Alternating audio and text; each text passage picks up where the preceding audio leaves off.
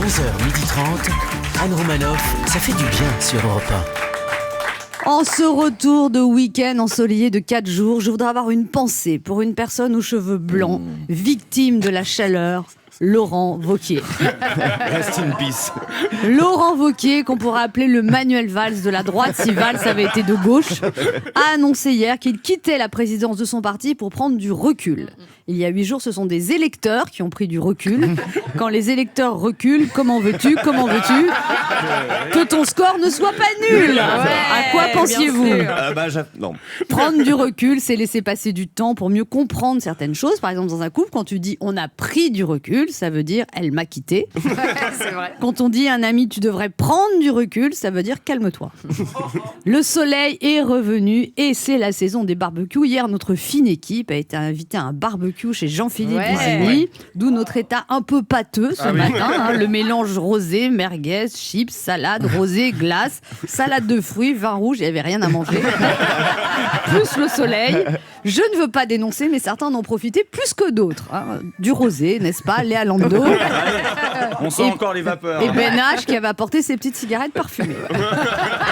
Il faut dire que le barbecue de 2019 n'a plus rien à voir avec le barbecue de 1989. En 89, pour allumer un barbecue, il fallait pratiquement déclencher un feu de forêt. T'avais le maître de maison qui s'avançait la bouteille d'alcool à brûler à la main, prêt à arroser le charbon de bois avec une dextérité acquise après des années à tenter de viser le trou de la cuvette. Et c'est vrai que longtemps, on a eu l'impression que c'était indispensable d'avoir un pénis pour allumer un barbecue. C'est peut-être une histoire de compassion masculine envers les merguez et les saucisses, mais clairement, un des derniers bastions de virilité de l'homme du XXe siècle, c'était le barbecue. C'est vrai. Aujourd'hui, en 2019, le mâle alpha demande « Chérie, t'aurais pas du papier journal ?» Sa partenaire lui répond « Bah non, on lit tout sur la tablette. » Donc, à ce propos, je vous déconseille de lancer un iPad dans un barbecue pour l'allumer. C'est pas rentable. En 2019, il y a aussi les amateurs de barbecue nature et découverte. Ouais, moi, pour allumer les braises, j'utilise des boules de paille ramassées à la main et trempées dans de la résine de purin d'ortie.